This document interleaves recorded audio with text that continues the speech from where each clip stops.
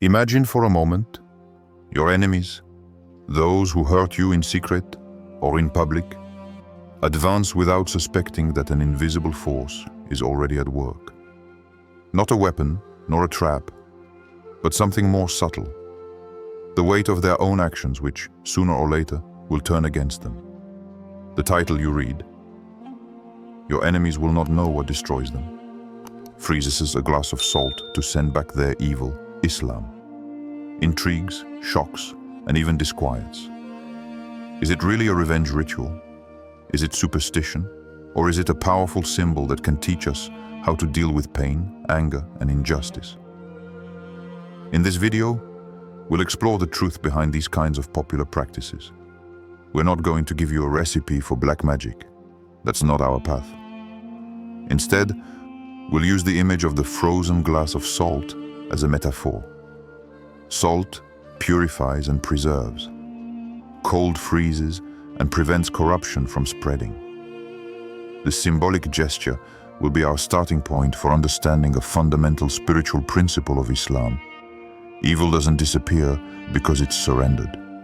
It disappears because it's placed in the hands of the all-seeing One. Together, we will explore the stories of the Qur'an, such as that of Yusuf, betrayed by his brothers, but raised by patience and trust in God. We will also look at our world today, Gaza, Sudan, Burma, wounded peoples who refuse to let hatred define them. Each story resonates with the symbol of salt, which freezes the pain so that the soul can move forward. Stay until the end. You'll discover spiritual keys, real-life examples, and concrete alternatives to transform your anger into strength and your hurt into light. If someone has hurt you recently, write one word in the comments: hurt, anger, or peace. Stop the video for a second and think, if salt could freeze a pain, which one would you freeze? Tell us in one word what made you click: injury, curiosity, or he was. We will read the most common answers in the next video. Step 1. Framing and ethical warning. Before going any further, let's take a necessary break. The title you saw has probably aroused curiosity, perhaps even fear. Freeze a glass of salt to send back the evil of your enemies. Some might see this as an occult recipe, a promise of instant revenge. But let's be clear. Islam does not call us to manipulate obscure rituals to cause harm. It calls us to clarity, patience, and above all, justice. So why talk about a glass of salt? Because in many cultures, salt symbolizes purification. In the Islamic tradition, it is not uncommon for everyday objects or gestures to become spiritual images. Here, the idea of freezing the salt is not a weapon against a person. It is an image to freeze pain, block the spread of evil, and place the rest in the hands of God. In the Quran, Allah reminds us that the harm that people attempt to do to us always ends up returning to its perpetrator, because He is the just judge. Do not think that Allah is unaware of what the wrongdoers do. Surah Ibrahim 42. The believer, therefore, does not need to dirty his hands. He can symbolize his rejection of evil with a simple gesture, then turn to Allah in prayer and patience. That's why this video isn't a witchcraft manual, it's a spiritual and social reflection. We'll talk about the wounds everyone suffers, betrayals, injustices, violence, and see how to transform them into light. We'll look at true stories from today and connect them with the stories of the Quran to understand that true strength isn't about seeking revenge, but about knowing how to wait for divine justice to manifest itself. If you came here with anger, I invite you to stay. If you came with curiosity, open your heart. And if you came with faith, in the minutes that follow, you will find powerful reminders to soothe your soul. Respect first. Here, We don't seek to hurt. We seek to understand. Write RESPECT if you agree. It's not magic, it's thinking. Say in the comments, magic or spiritual, according to your expectations. I want to know, would you prefer that we develop the spiritual tools, prayers, patience, symbols, or the practical tools, legal justice, social actions? Write spiritual or practical in the comments. Step 2. The glass of salt symbol. Take a good look at this simple object. A glass, water, a pinch of salt. Nothing magical, nothing dangerous. And yet, in the popular imagination, this act of filling a glass with salt and putting it in the freezer has become a striking image. That of freezing evil, blocking negative energy, preventing it from continuing to spread. But in our spiritual reading, this glass of salt is not a weapon against a person. It is a weapon against your own wounds. When you take this glass, you visualize the pain that has been inflicted on you. A betrayal, an injustice, a humiliation. You place it in this glass like you place a weight. Then, by putting it in the cold, you choose to freeze this pain.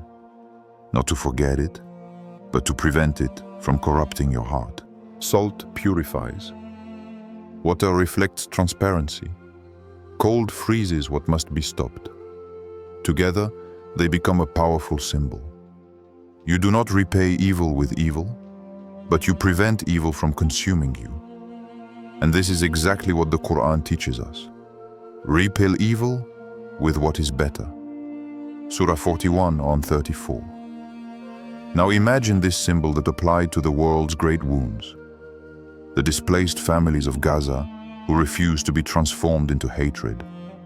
The victims of violence in Burma or Sudan who choose to rebuild despite everything. Each of these real stories is like a glass of salt. The pain is immense, but faith freezes the hatred so that life can continue.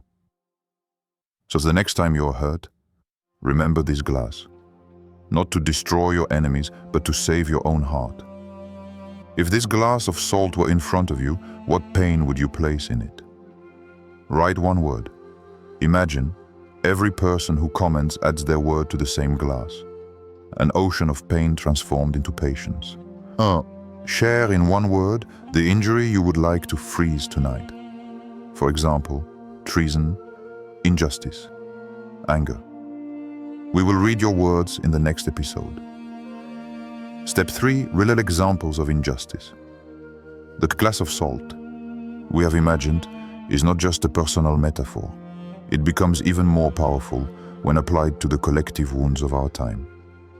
Across the earth, entire populations are experiencing what many of us would not even dare to imagine. And yet, some choose to freeze hatred in order to survive with dignity. Look at Gaza. Thousands of displaced families, homes reduced to dust, children sleeping on the ground.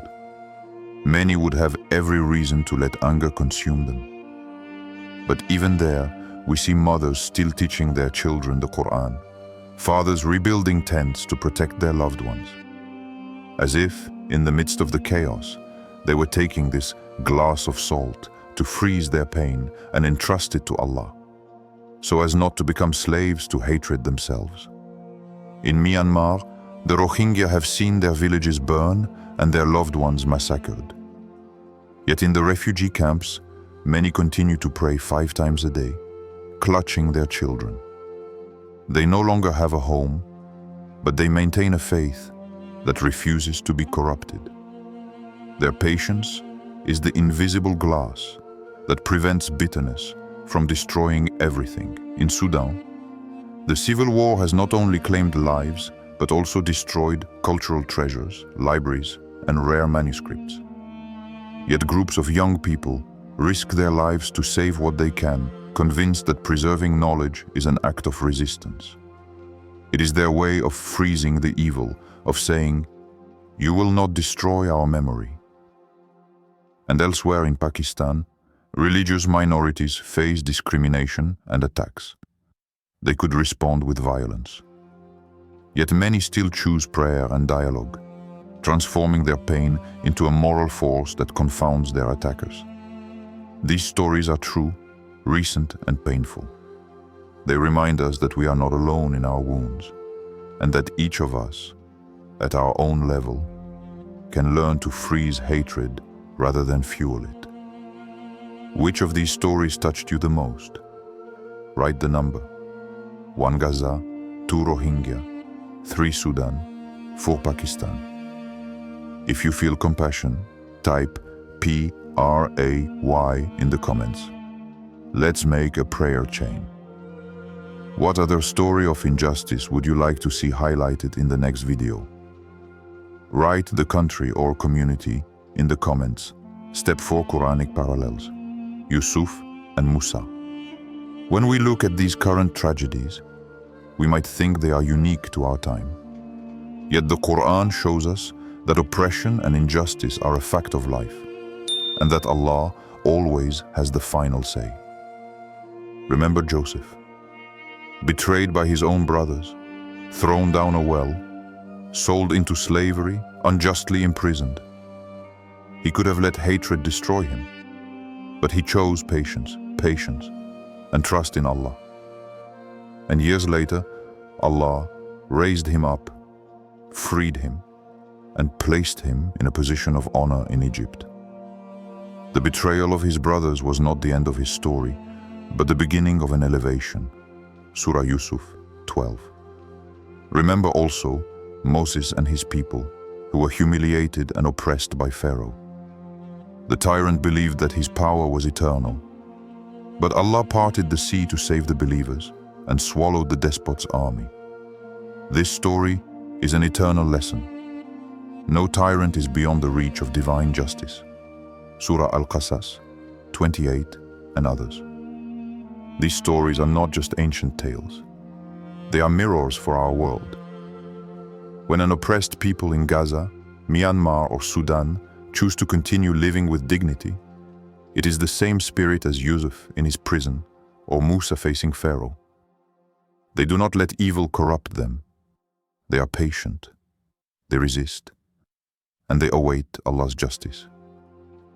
So when we look at our own wounds, big or small, let us remember, Allah never abandons those who rely on Him.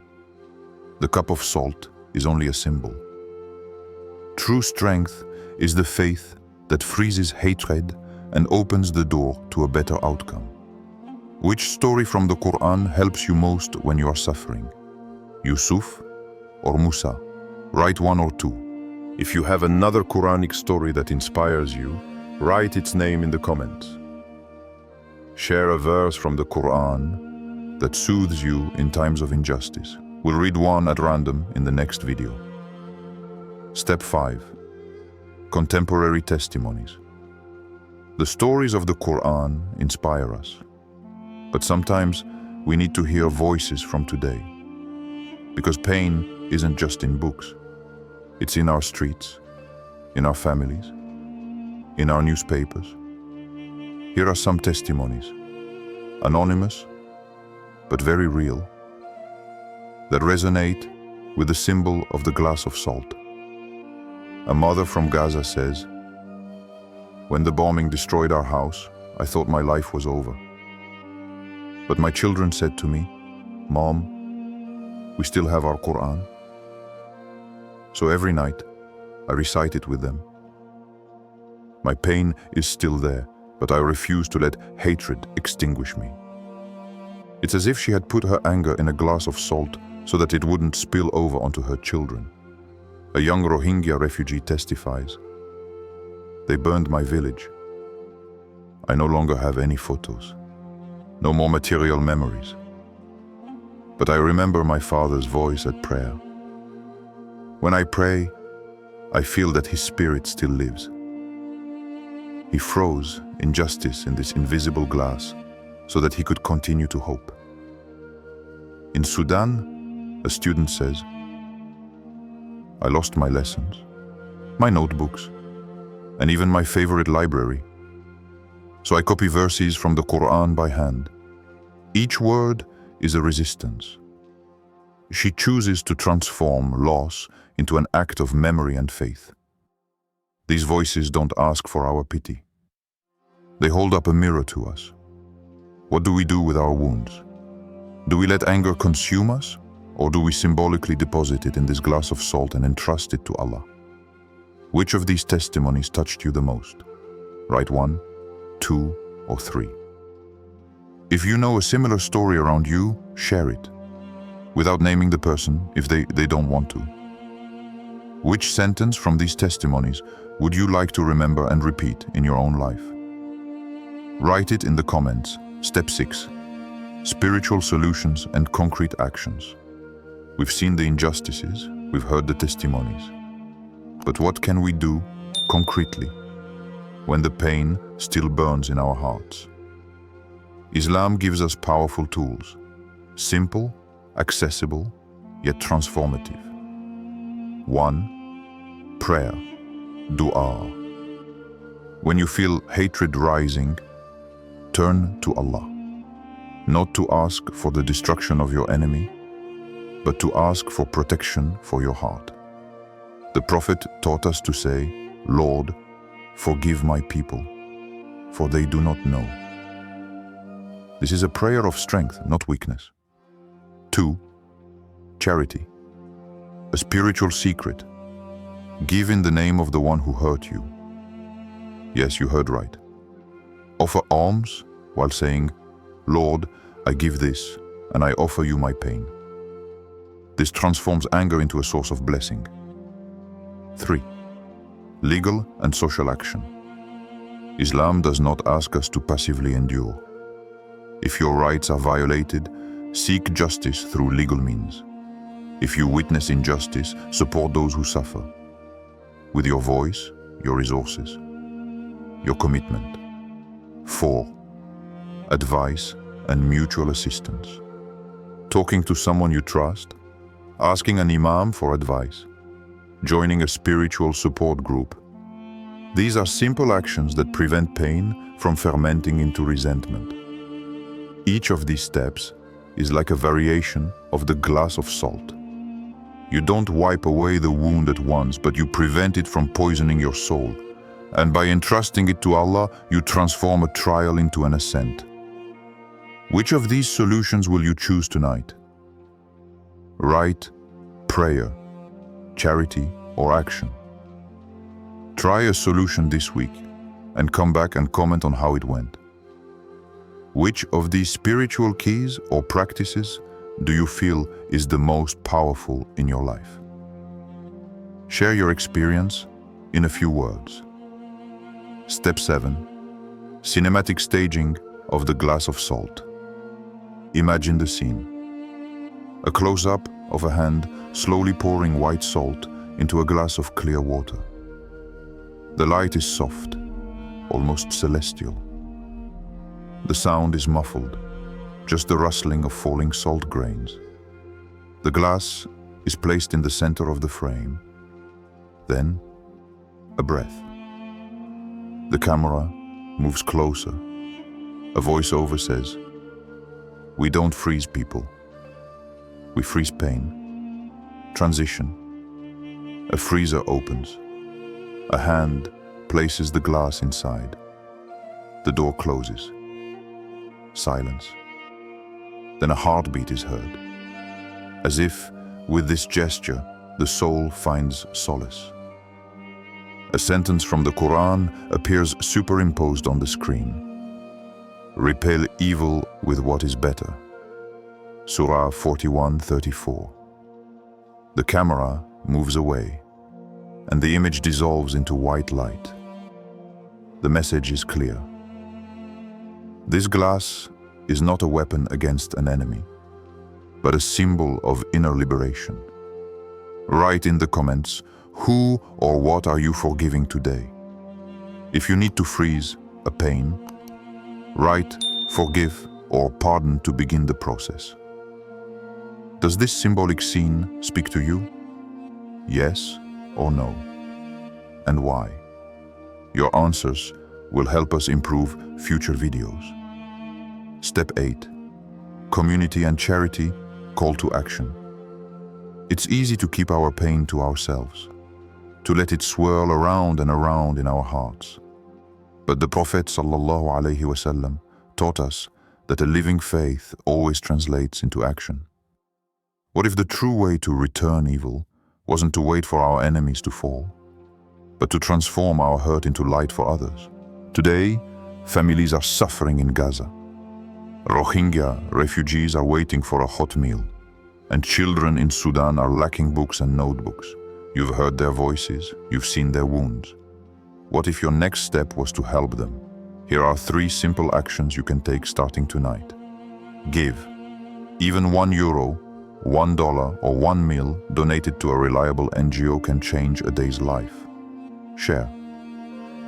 If you don't have the financial means, share this video or verified information to raise more awareness. Act locally. Find an association, mosque, church, or humanitarian group near you and offer an hour of volunteering. Every gesture, however small, is like a spark in the darkness. If each of us lights a light, together we can warm those who still live in the cold of injustice. If you have made a donation, write DON in the comments to inspire others. If you shared this video or a useful link, write share. Of these 3 actions, give, share, act.